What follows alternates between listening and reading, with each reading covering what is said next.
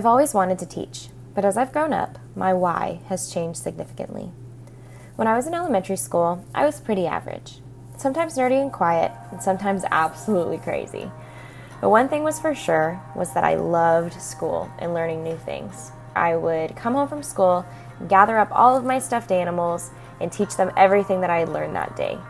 I even had an attendance sheet with all of their names and made up which ones would be the good or the bad students and gave them grades accordingly. I let my imagination run wild, and I had so much fun doing it. And so I couldn't wait to be a teacher. When I went to middle school, though, my whole life kind of flipped around. For whatever reason, I was now so nervous to go to school. The transition was just too much for me. It even got to the point where I would throw up before going to school every single day just because I was so nervous about it. And this continued on for months. My mom had me visit the school counselor, and so I was extra nervous to go to school that day. But Mrs. White reassured me that the feelings I had were valid. She talked me through everything, and I felt better. I started building relationships with my other teachers, and they helped me get through the biggest change in my life thus far.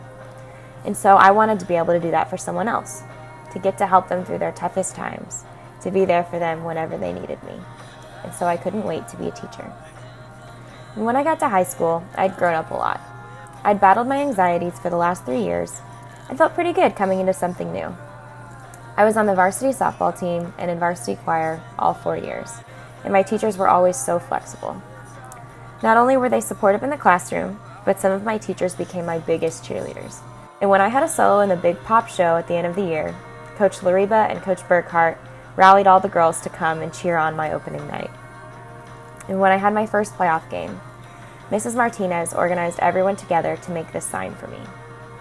On my senior night, Dr. Rohr came to watch and organized that I would sing the national anthem before the game. I wanted to get to support students in everything that they did, to be the person that showed up at every game, every recital, and that took a personal interest in each one of my students. And so I couldn't wait to be a teacher. When I went off to college, the old anxieties from middle school came back. I was away from my family for the first time, not playing softball anymore, not singing in the choir. Everything was different, and I was scared. My roommate grew up in the area, so she had a lot of friends at the university, and so I followed her around. And I followed her to First Baptist Church in Commerce on Sunday, August 28th in 2016.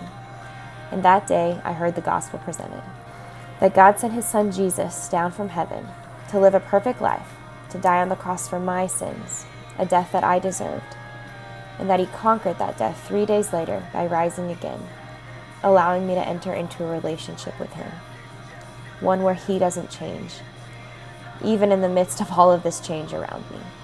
And I felt peace like I'd never felt before. I would live my life for that kind of love. And so for the past 3 years, that's what I've attempted to do. And it's changed pretty much everything. But when it came to my profession, I still planned on teaching. And I'd started to doubt my own abilities. Started to doubt if I was smart enough, or if I could articulate the material in a way that would make sense to my students. I questioned what would happen if I failed. And through all of that mess, I realized that I'd planned my entire life to become a teacher, but I hadn't given that up to God yet. And so I did. Over this last year, I've prayed for some sort of answer, to make sure that I wasn't just sticking to my own plans, but that I would be obedient and trusting God to lead me where he wants me, for my good, and more importantly, for his glory. And after months, I believe I got my answer when I observed for the first time this semester. Mrs. Tate, a wonderfully goofy algebra teacher who absolutely loved her students, and she immediately went to give me advice. Through it all, she kept mentioning that she was created for this. I asked her just what she meant by it, and she revealed her why to me. Just like me, she accepted Jesus when she was a freshman, and spent her college years growing through her Baptist student ministry, just as I have. She prayed for her parents to accept Christ for 20 years before they did. I'm currently on year 3.